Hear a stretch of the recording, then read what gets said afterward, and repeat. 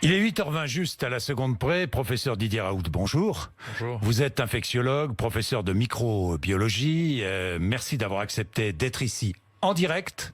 Vous savez combien je tiens au direct. Fête de la musique, rassemblement, manifestation. Vous avez vu ça, manifestation en plein air, sans distanciation sociale. Moins de masques portés. Nous recommençons à nous embrasser, à organiser des barbecues, des fêtes de famille. Est-ce que ce relâchement est dangereux, professeur ? Je ne sais pas s'il est dangereux, et puis globalement, encore une fois, vous arriverez difficilement à me faire prédire quelque chose, parce que c'est pas le fond de ma nature. Donc, il témoigne d'une chose, c'est que la bouffée épidémique est passée derrière nous. Ce qui se passera à l'avenir, j'en sais rien du tout.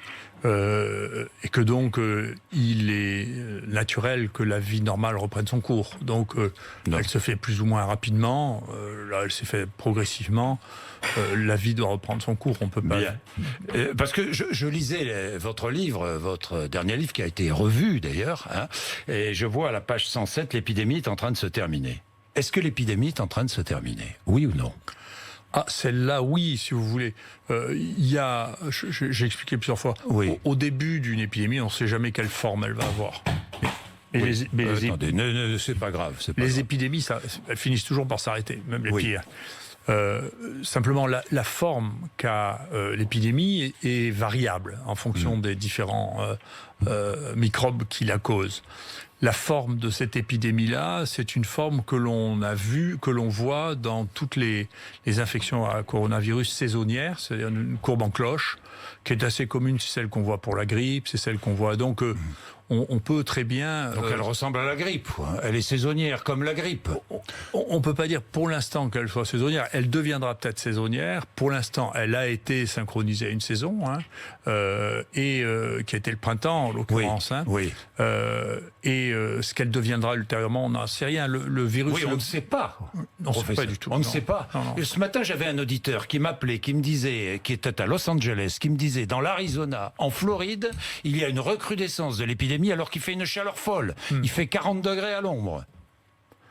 Oui, ça c'est une illusion assez européenne, si vous voulez. C'est de penser les maladies que nous avons décrites ou que nous avons découvertes à l'époque où beaucoup de sciences étaient inventées en Europe et qui étaient saisonnières l'hiver. On a fini par penser que c'était des maladies liées au froid. Oui. Ce qui n'est pas vrai, parce qu'il y en a en Afrique.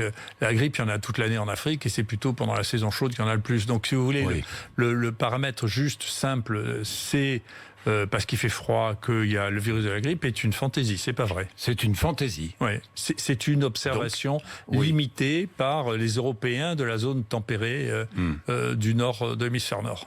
Bien, 6 retours de l'épidémie. Possible. Vous dites, moi, je ne fais pas de prévision. Je ne sais pas si l'épidémie va revenir, s'il y aura une deuxième vague ou pas de deuxième vague. D'ailleurs, tous les chercheurs, tous les médecins, tous les infectiologues disent à peu près la même chose. Hein. Vous l'avez remarqué, vous dites comme les autres. Les autres disent comme vous. Didier Raoult, 6 retours de l'épidémie, faudra-t-il reconfiner ? Je ne sais pas. Vous savez, sur le confinement, je suis très... J'allais y venir. Je suis très réservé parce que le confinement est une mesure politique. Oui. Et que en tant que tel, les facteurs qui déterminent que l'on va confiner ou pas confiner ne sont pas que des facteurs scientifiques et médicaux. Donc il y a des éléments dans le confinement qui, écoutez, c'est meilleur pour la société plutôt que les gens soient affolés. Le lien de causalité, ce que nous on appelle le lien de causalité, la démonstration que le confinement généralisé permet de mieux maîtriser l'infection n'est pas claire. Bon, la question est plus simple, professeur. Est-ce que le confinement a sauvé des vies en France ? C'est possible, je n'en sais rien. Parce que vous ne le savez pas. Dedans, moi je rappelle souvent, mais comme je dis en même temps, je peux le répéter, personne ne va s'en souvenir. Vous savez, le désastre de 40, la panique en 40, en juin 40, a fait que les 2/3 des Parisiens sont partis sur la route et qu'il y a eu 100 000 morts dans la débâcle. Plus que les 58 000 soldats qui étaient morts jusqu'à ce moment-là. Et donc, la peur panique a des conséquences qui sont dramatiques. Et ça, c'est la gestion du politique de faire qu'il n'y ait pas une peur panique qui donc saisisse les politiques ont eu peur. Les politiques ont cédé à la peur pendant cette période. Je ne sais pas s'ils ont cédé à la peur ou géré la peur, j'en sais rien. Vous ne savez pas. Je sais Gérer la peur, éclairée par qui? Éclairée par des scientifiques, Didier Raoult. Oui et non, parce que... Non. Non. Ce conseil scientifique n'était pas composé de scientifiques? Si vous voulez, les choses sont parties sur une surréaction au départ chinoise, sur quelque chose dont si les gens veulent bien regarder les chiffres, être lucides, si vous voulez, 6 000 morts en Chine dans l'année, si vous voulez, c'est totalement invisible sur cette population. Donc, si vous voulez, d'un coup, il y a eu une surréaction par rapport à l'épisode épidémique précédent où la Chine avait été accusée de dissimuler le début de l'épidémie du SARS. Et je pense qu'ils ont voulu montrer qu'ils ont effectivement une approche extrêmement méthodique et pragmatique de la gestion des nouvelles épidémies. Ils ont voulu montrer que là, il y avait une énorme épidémie, qu'il avait parfaitement gérée. Donc les choses ont commencé à affoler la planète avant même qu'il y ait de cas en dehors de Chine. Et donc ici, il y a eu effectivement une espèce d'excitation autour de ce domaine-là pour une maladie qui, si on l'analyse avec paisiblement et surtout si on la gère correctement, et a une mortalité qui est de même nature que celle des infections virales respiratoires d'été, c'est-à-dire que en Europe, par exemple, il y a 10% des morts qui avaient moins de 65 ans, et donc 90% qui avaient plus, et 50% qui avaient plus de 85 ans. Donc c'est pas quelque chose qui est radicalement différent de ce qu'on avait l'habitude de voir, sauf qu'il n'y a pas eu de mort chez les enfants, quoi. Oui, très peu. Ou très très peu. Didier Raoult, vous avez dit hier, moi je vous ai regardé hier. Je vous remercie. Non, comment l'avez-vous trouvé d'ailleurs cette... C'est intéressant. Moi, je trouve que c'est ce moment à l'Assemblée. Je pense que là, je sais pas. Je pense que là, les politiques font leur métier. C'est vraiment leur métier. Hein. C'est bien. C'est bien. Bon, j'étais un ovni. Avez-vous dit dans ce conseil scientifique? C'est vrai, non? C'est vrai. Vous étiez un ovni. Hein? Pas de vrais sachants dans ce conseil? Écoutez, vous l'avez dit. Écoutez, moi, j'ai mes mesures à moi. Si vous voulez, j'ai un conseil scientifique que j'ai monté. Si vous voulez, c'est pas le même niveau. Ouais, vous êtes d'un autre niveau. Je suis pas à Marseille, vous êtes collectivement d'un autre niveau. D'abord, dans les maladies infectieuses, c'est vrai. On nous le fait payer. Là, j'ai mes collaborateurs qui ont été sanctionnés hier au Conseil national des universités pour ça. Ce que je regrette, c'est pas bien. Mais enfin, le temps passera. Une victime. Vous êtes une victime, Didier? Non. Écoutez, quoi qu'il m'arrive, de toute manière, jamais personne ne m'a plaint. Donc, je ne veux pas commencer à mon âge. Hein. Bon, vous n'avez pas commencé à vous plaindre. Non, moi je me plains jamais. Bon. Et les autres ne me plaignent pas non plus. Je vous rassure. Mais vous avez dit, si on n'avait pas peur, on aurait eu 2 fois moins de morts. C'est ce que vous avez dit. Si on m'avait écouté, on aurait eu 2 fois moins de morts. Est-ce de la fanfaronnade, ça? Je sais pas si j'ai dit ça. Je crois pas avoir dit ça. C'est rare que j'ai qualifié les choses comme ça. Et mais hier, sûrement pas. Non, j'ai bien pas hier. Non, pas hier.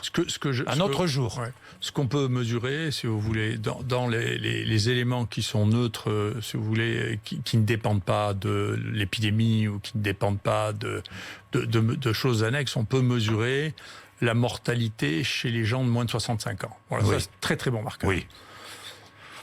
Il est clair que chez nous, la mortalité des moins de 65 ans est très en dessous de celle de la moyenne européenne et que dans la France, elle est supérieure à celle de la moyenne européenne. Donc ça doit vous faire poser question. Chez vous? À Marseille. À Marseille. Mais à Bordeaux? À Rennes? Alors, à Bordeaux... Mais je ne sais pas, ailleurs en France. Il faut les regarder. Il n'y a pas que Marseille, Paris, Marseille. Non, mais ce qui était intéressant, c'est nous, on a des données assez précises. Et on avait... Alors, bien sûr, nous, les stratégies thérapeutiques qu'on a mis en place sur le plan du traitement ont été utilisées beaucoup. Sur le plan des tests, malheureusement, les gens n'avaient pas le choix. Hein. Donc, il n'y avait que chez nous qui pouvaient faire des tests. C'est comme ça. Donc, on a cette donnée-là. Après, on a comparé... les grandes régions, donc la région Île-de-France, il faut que vous soyez lucide, vous savez, il y a eu plus de morts dans la région Île-de-France que dans toute la Chine quand même. Hein. Donc ça doit poser question, c'est beaucoup de morts. Il y a eu dans le Grand Est... Il y a eu beaucoup de morts aussi en Lombardie, il y a eu beaucoup de morts dans le Grand Est, oui. Mais la structure de la mortalité... Beaucoup de morts à New York aussi. Dans le Grand Est et dans la région parisienne est très différente parce que dans le Grand Est, il n'y a pas de surmortalité par rapport à l'Europe chez les sujets jeunes. alors qu'ici, il y en a. Et que donc ça doit poser une question.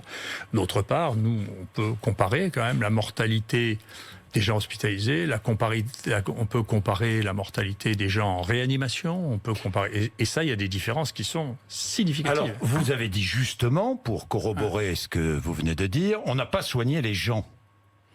C'est un choix qui a été fait, On n'a pas soigné les gens. C'est-à-dire que vous affirmez que des médecins ont tué des patients, s'ils n'ont pas soigné. Non, gardez vos déductions pour vous-même. Mais ce ne sont pas des déductions. Si, vous faites des déductions. Ce que je vous dis, globalement, quand on dit aux gens, si vous êtes malade, restez à la maison et prenez du Doliprane, on ne soigne pas les gens. Voilà, point final.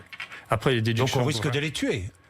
Ils risquent de mourir, en tout cas. Oui, on risque de les tuer, les médecins qui prennent ces décisions. Que les gens meurent ou que vous les tuez, c'est un point différent. Moi, j'assume très bien ce que je fais. Chez moi, les gens que j'ai soignés, il y a 0,5% de mortalité, c'est la plus basse au monde. Vous avez dit aussi, pardon Didier Raoult, vous avez dit aussi, ici à Paris, on comptait les morts, moi je comptais les positifs. Vous l'avez dit. Oui, c'est vrai. C'est vrai ? Mais les statistiques... n'est-ce pas insultant quand même à l'égard des soignants d'Île-de-France, des familles de victimes? Je vous pose franchement, ça a choqué. Vous comprenez que ça a choqué? Mais vous croyez... Alors, je vais vous dire. Allez-y, ici à Paris, je ne viens pas souvent. Oui, mais ici, tant mieux. À Marseille, je suis extrêmement populaire. Mais je ne savais pas comment les choses soient à Paris. Ça n'a rien à voir, ça. Si. Donc, vous croyez que les gens... Vous croyez que les gens... C'est pas la popularité qui soigne, Didier Raoult. Non, c'est moi qui soigne. C'est pas vous non plus qui soignez. Non, vous avez déjà soigné quelqu'un dans votre vie. Moi, je suis pas. Vous avez sauvé quelqu'un dans votre vie. Non, alors calmez-vous. Non, mais Didier Raoult. D'accord. Non, écoutez, calmez-vous. Non, mais donc m'expliquez pas la médecine et m'expliquez pas ce que c'est soigner les gens. Je n'ai fait que soigner les gens.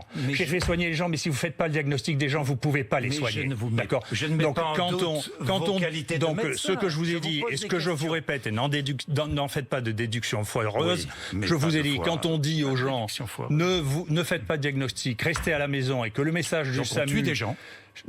On ne tue pas des gens. Écoutez, vous allez me le répéter 10 fois, puis je vais me lever et m'en aller. Donc vous écoutez ce que je vous dis, d'accord? Ce serait une erreur. Non, je m'en fiche de vous. Vous savez, de votre moi aussi. Je m'en fous aussi. Voilà. Donc si on s'en fout, on peut partir tous les deux, je m'en fous. Bon, alors allez-y. Vous l'avez bien compris. Allez-y. Je m'en vais. Allez-y. De nombreux professeurs de médecine. Allez-y. Ne partez pas, j'ai des questions à vous poser. Non, mais posez-moi des questions intelligentes et arrêtez de me répéter les choses. Alors, est-ce que vous avez tué des gens et tué des gens? Ça n'est pas intelligent. Ne me dites pas que je ne pose pas de questions intelligentes. Si, je vous le dis. Bon. Vous n'êtes pas journaliste. Je ne suis pas journaliste, mais je suis un humain normal. Moi, je ne suis pas médecin, vous n'êtes pas journaliste, on donc est d'accord. Ne me donnez pas de leçons leçons de médecine. Je change de sujet. De nombreux professeurs de médecine, des femmes, des hommes, médecins, infectiologues, sont-ils achetés par l'industrie pharmaceutique? Oui ou non? Non, mais vous posez des questions qui sont trop simples. Je suis désolé. C'est pas acheté. Est-ce qu'ils ont des conflits d'intérêts? Est-ce qu'il y a des conflits d'intérêts? C'est évident qu'il y a des conflits d'intérêts. Bien sûr. Enfin, quand vous avez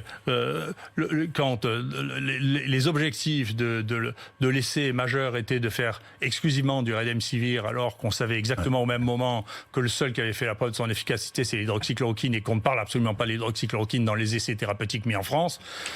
Mais pourquoi ça? Parce que c'est un laboratoire, Gilead, qui fabrique, qui propose ce traitement? Oui, c'est le médicament de Gilead. Ouais. C'est pour ça. Et ces médecins certains médecins sont achetés par l'industrie pharmaceutique. Écoutez, arrêtez, je sais que vous êtes journaliste, mais arrêtez de dire il est acheté, arrêtez de dire on l'a tué, c'est pas des termes que j'emploie. Non, mais je sais que vous ne les employez pas, c'est vrai. Gardez-les pour vous, parce que la troisième fois je vais me lever et m'en aller, parce qu'on ne me parle pas comme ça, et n'essayez pas de me faire dire qu'il y a des gens qui sont achetés, ni qu'il y a des gens qui ont tué. Je dirai pas ça, et c'est indigne de dire des choses pareilles. Donc, alors je sais pas qui vous avez l'habitude de parler. Et personne je n'ai pas dit ça, j'ai dit... Oui. Encore une fois qu'il y avait des conflits d'intérêts. J'ai dit que quand on recevait de l'argent, ce qui est une règle générale, d'une industrie dont on va parler des produits, on doit, le mentionner, ce qui souvent n'est pas fait, et deuxièmement, on doit renoncer à faire partie d'un groupe qui est le conseiller de l'État sur des médicaments avec qui on a des relations. Et ça n'est pas que des relations financières, ça peut être des relations personnelles. C'est-à-dire que si on est marié avec quelqu'un qui est directeur de l'industrie pharmaceutique, eh bien, on n'est pas qualifié pour parler de ça parce qu'on a des liens. Et vous avez d'ailleurs justement parlé de conflit d'intérêts en débutant hier votre intervention à l'Assemblée nationale. Alors vous avez une fondation je ne vous accuse pas de conflit d'intérêts, hein, professeur Raoul, que les choses soient claires. Une fondation qui gère votre institut, qui est un institut qui fait un travail remarquable, tout le monde s'accorde à le dire. Vous avez donc une fondation. Et dans cette fondation, évidemment, il y a des laboratoires. C'est normal. Il n'y en a plus. Il n'y en a plus du tout aujourd'hui? Non. On avait essayé, c'était au moment où les fondations ont été créées, un des objectifs du Grand Emprunt avait été de faire ce qu'on appelle la recherche transrationnelle, c'est-à-dire de mettre un pont entre la recherche fondamentale, la recherche médicale et le développement économique. Et donc, on avait fait le tour. Et parmi les gens qui auraient pu tenir, qui n'ont pas été fondateurs, mais qui ont été partenaires, j'avais rencontré à l'époque les gens de Sanofi qui ont beaucoup de drogues anciennes sur lesquelles on réfléchissait déjà à faire du repositionnement. Le Doliprane, parmi les drogues, le Plaquenil, hein, enfin, c'est pas Sanofi, c'est des drogues. Il y a 32 laboratoires qui vendent le Plaquenil dans le monde. C'est des drogues génériques. Et donc, on a commencé les discussions, ça les a pas intéressés. Au bout de 3 ans, au bout de 4 ans, ils sont partis, ils ont donné 50 000 € par an à la fondation. Et pour que les choses soient claires, on ne peut pas utiliser, quand on donne de l'argent à une fondation, en dehors de contrats passés avec la fondation. Lorsqu'on finance une fondation, il ne peut pas y avoir de lien. Donc, plus de lien avec Mérieux? Si, c'est un de nos fondateurs, Mérieux. Oui, bien sûr. Mérieux qui travaille sur les vaccins et sur des tests de dépistage. Mérieux ne travaille pas sur les vaccins, pourtant que je le sache. C'est un laboratoire qui... Seva aussi, je crois. Seva. Seva qui est un laboratoire de santé animalière, c'est cela? Non, avec Seva, il y a un contrat d'un de mes collaborateurs avec Seva pour évaluer l'efficacité d'un vaccin pour la leishmaniose et les chiens, je crois. D'accord. Ce qui vous a permis peut-être de tester plus facilement aussi, non? Parce que c'est un choix que vous avez fait, un choix qui s'est avéré judicieux, hein, Didier Raoult. Alors vous avez beaucoup reproché finalement aux responsables politiques en France de ne pas avoir testé plus tôt. En avait-on les moyens d'ailleurs? Oui, bien sûr. Ce qu'on a développé, si vous voulez, parce que je pense que c'est la biologie moderne, c'est à laquelle il va bien falloir se mettre, si vous voulez, c'est qu'il y a une explosion du diagnostic moléculaire qui est absolument colossale. C'est-à-dire qu'on a les moyens facilement maintenant de tester les 20 virus qui donnent des infections respiratoires, et que donc c'est une chose qui doit rentrer dans les mœurs, devenir systématique, et que donc nous, on a des outils qui permettent en particulier de fabriquer nous-mêmes nos réactifs, ce qui fait que ça coûte 10 ou 100 fois moins cher, et qu'on a l'habitude de faire ça. Donc on a une organisation pour le faire, et on considère bien entendu que c'est critique, c'est-à-dire que le diagnostic des maladies infectieuses actuellement, la plupart du temps, est moléculaire, et donc c'est des outils qu'on a développés. Alors, l'hydroxychloroquine, si l'on avait administré ce traitement à tous les patients atteints du coronavirus, combien de décès aurait-on pu éviter? On aurait pu éviter beaucoup, franchement. Beaucoup de décès en France. Non, mais globalement, il y a un travail qui vient de sortir de l'Assistance publique de Paris, qui a comparé le groupe sur 4500 personnes, le groupe de ceux qui avaient reçu l'hydroxychloroquine, au groupe de ceux qui n'avaient pas reçu. Il y a 20% de morts en moins dans le groupe d'hydroxychloroquine. C'est pas mes données à moi, c'est les données faites ici à Paris. Donc on a calculé que sur leur échantillon, eh bien, si cette donnée-là, qui était très significative, était généralisée, ça faisait déjà 150 morts de moins. Mais pourquoi est-ce que ce médicament, ce traitement, je préfère, l'hydroxychloroquine, pourquoi est-ce que ce traitement n'a pas été administré sur toute la planète, puisqu'il était si efficace? Je ne comprends pas. Parce que vous ne regardez pas la planète. Parce que je vous dis, il y a 4,5 milliards de personnes dans le monde qui vivent dans des pays dans lesquels l'hydroxychloroquine est recommandée pour le traitement du Covid. Au Brésil, aux États-Unis? Au Brésil, aux États-Unis, en Inde, en Chine, en Corée. Il y a beaucoup de morts au Brésil, aux États-Unis, mais... Aux États-Unis, elle n'est pas recommandée de manière générale. Et globalement, vous savez... Non, il y a eu débat. Oui, il y a eu un débat. Non, mais moi, je vous parle de pays dans lesquels c'est recommandé. Donc, pas d'extrapolation hasardeuse. En Inde, en Chine, dans tout l'Extrême-Orient, dans tous les pays du Maghreb, la moitié des pays d'Afrique noire, une grande partie de l'Amérique du Sud. Donc, vous savez, quand vous comptez tout ça, ça fait Donc 4,5 milliards de gens. Oui. Donc c'est pas parce que vous vous focalisez d'abord sur Paris, ensuite sur l'Europe de l'Ouest, c'est pas le centre du monde. Je ne suis pas parisien. C'est pas le centre du monde. Oui. Donc c'est pas parce que... Bien d'accord. Vous n'avez aucun doute sur l'efficacité de ce traitement. Là, je vous le dis, vous n'avez aucun doute sur l'efficacité de ce traitement. Non, mais vous savez, chacun doit rester dans son métier. Oui.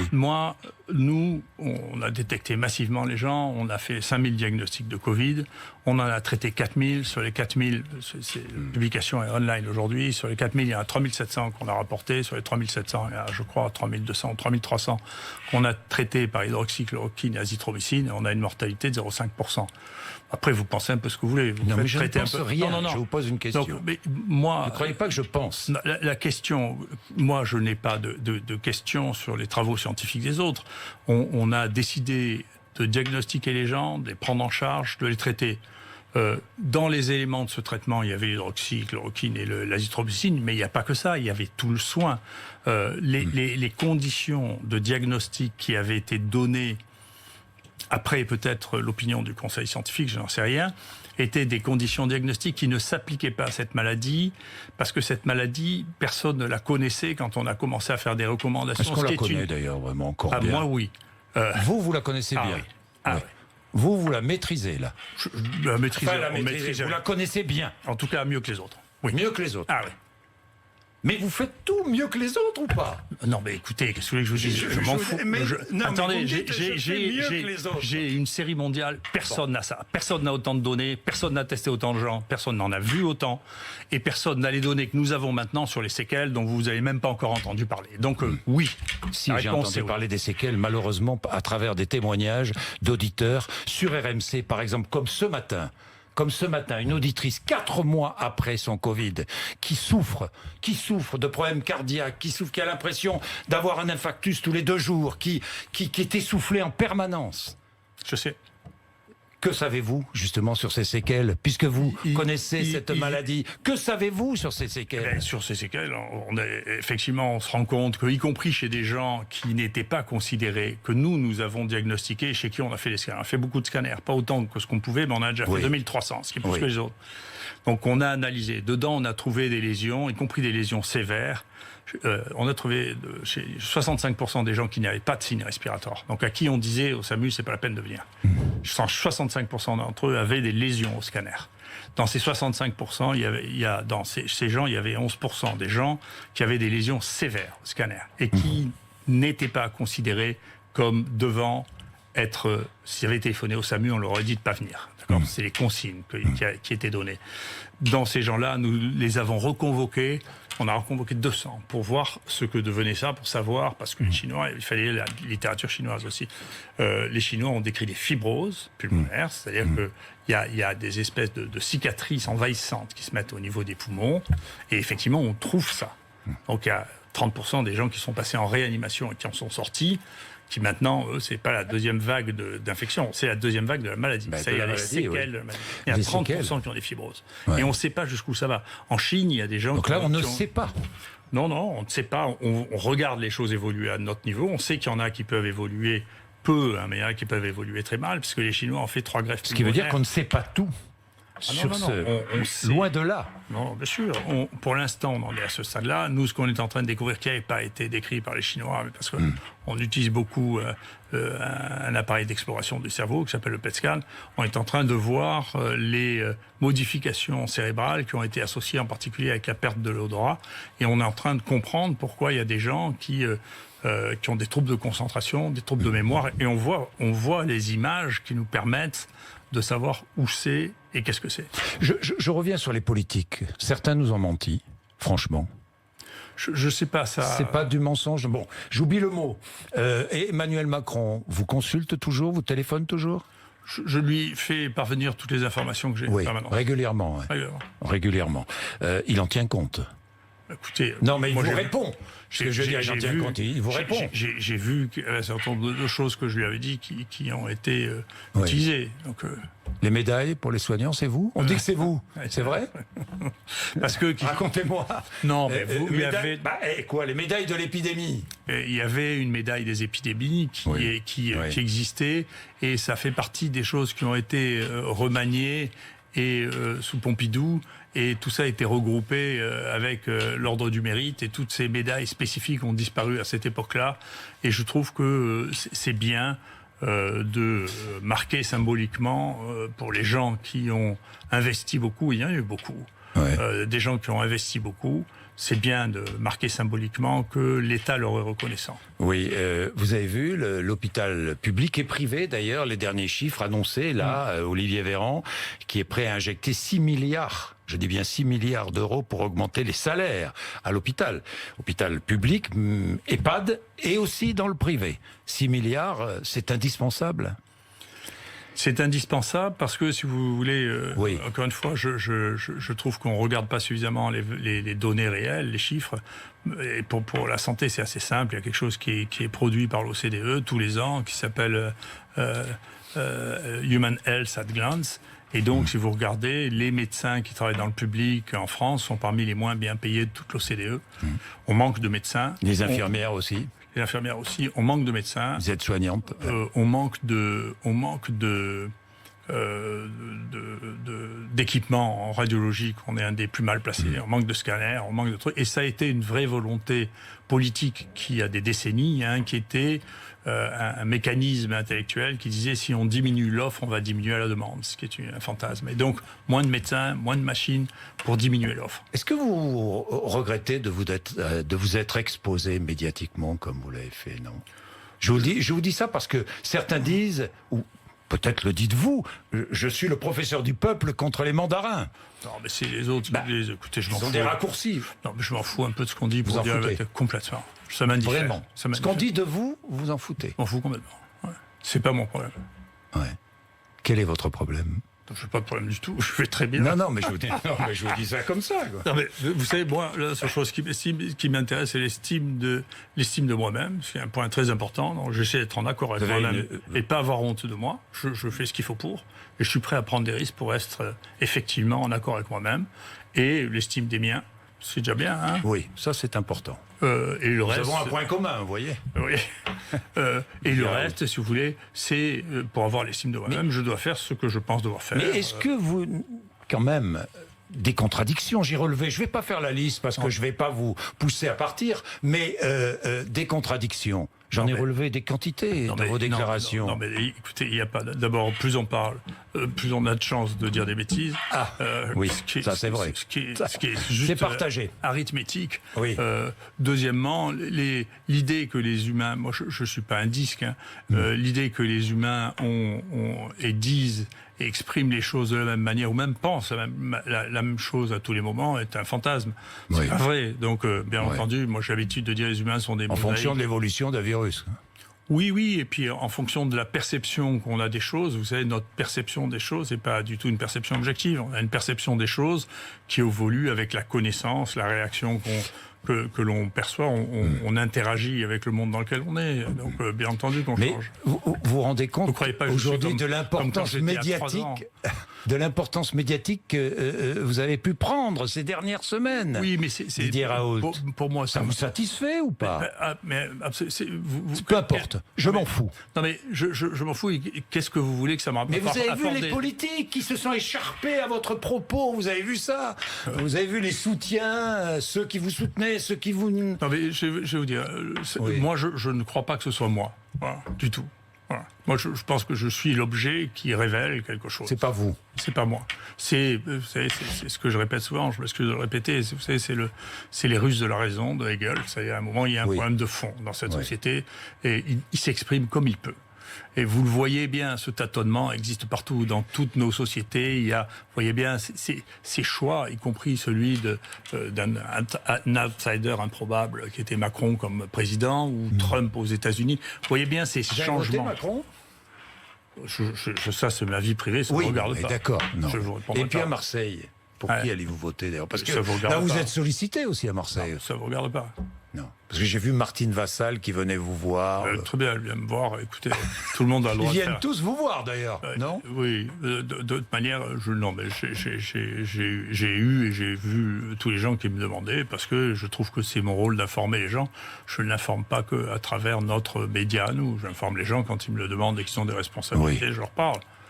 Oui, Et la politique ne vous fascine pas particulièrement?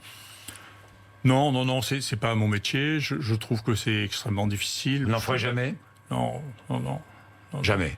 Oh, écoutez, j'ai dû en faire, ça fait longtemps. Je n'ai pas commencé à mon âge à changer le métier. Enfin, franchement. Oui. Il y a un temps pour tout. Nous avons un point commun, là. C'est-à-dire Que nous ne ferons jamais de politique, ni vous ni moi.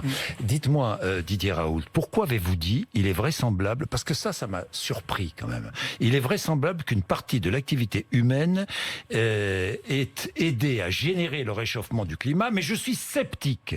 Et le futur est imprévisible. Vous êtes sceptique? Bien sûr, je suis même sidéré, mais je suis sidéré que ce soit devenu une insulte d'être sceptique. Enfin, il y a pas de vie dans un monde de fous. Mais on dit pas, je vous demande, vous êtes sceptique, pourquoi êtes-vous sceptique? Mais sinon, je ne serais pas un scientifique, enfin. Sur la climatologie, vous êtes sceptique. Vous pensez que l'activité humaine... Non, je pense. Alors, allez-y, précisez votre pensée, parce que c'est écoutez, utile. qu'il y ait des... Alors, les gens deviennent plus raisonnables. Qu'il y ait des changements climatiques, c'est vrai qu'il y a des changements climatiques. Qu'il y ait... Que nous devions faire attention à ne pas détruire l'endroit dans lequel nous vivons, c'est une évidence. Et donc, en plus... Moi, je suis écologiste par nature, puisque toutes les maladies infectieuses ne sont que des maladies d'écosystème, en soi. D'accord ? Après, je ne suis pas... je n'aime pas, si vous voulez, les simplifications extrêmes, ni les discours qui deviennent des discours de propagande. Et en particulier, j'étais particulièrement irrité par Al Gore, qui a fait fortune en se déplaçant dans les quatre coins du monde pour raconter qu'il n'y aurait plus de banquise et qu'il n'y aurait plus d'ours blancs. Et il faut regarder les déclarations d'Al Gore et ce qu'il a fait, et ce qu'il nous a prédit pour 2012 et ce qui s'est passé. Donc je n'aime pas les faux prophètes, je n'aime pas les gens qui donnent des caricatures de l'histoire, et ça n'empêche pas les gens d'être raisonnables. Mais il y a des moments où être raisonnable, c'est comme au temps de l'Inquisition, le fait d'être raisonnable justifie le bûcher. Donc le scepticisme, c'est la nature même des scientifiques. Si vous cessez d'être sceptique, si vous cessez... Vous doutez de tout. Ah, bien sûr. Sauf de l'hydroxychloroquine et de son efficacité. C'est pas... Quand vous êtes mesquin. Mais je suis pas mesquin. Mais non. Non, mais vous êtes tellement mesquin. Je vous explique une chose que vous ne voulez pas entendre. Oui. C'est la différence. Et j'ai beau l'expliquer à tous les journalistes, manifestement, vous avez un problème avec ça parce que c'est votre écosystème. Vous pensez que la question est une question. Vous pensez que la question est de vous pensez ça et lui pense ça. C'est pas la question. C'est moi, je vous parle pas de ce que je pense. Je vous parle de ce qui est ma pratique, ce que je vois. Peut-être que mes sens me trompent. L'efficacité, donc, de ce que vous voyez. De ce que je fais. Donc il y a une différence entre dire et faire.